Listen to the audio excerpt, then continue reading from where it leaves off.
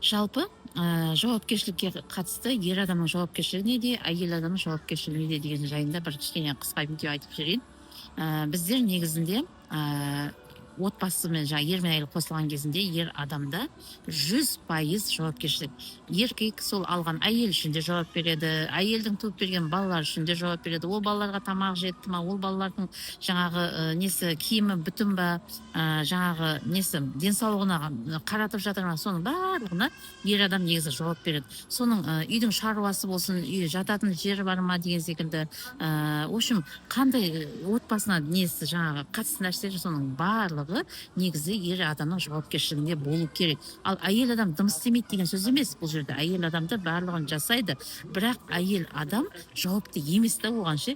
Ер адам өзі жауапты, ал әйел оған көмекші ретінде, әйел де тоже жаңағы көмектесе алады осындай жағдайда. Ал енді әйелдің жауапкершілігі неде?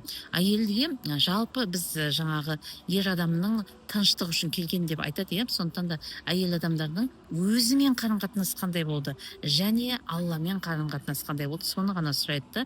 Ал отбасы үшін, бала шаға үшін, тамақ жетті ма, жаңағы киімі киілді ма, в общем, анау барлығы ер адамның жауапкершілігі. Сондықтан да әркім өз орнында отырғаны абзал.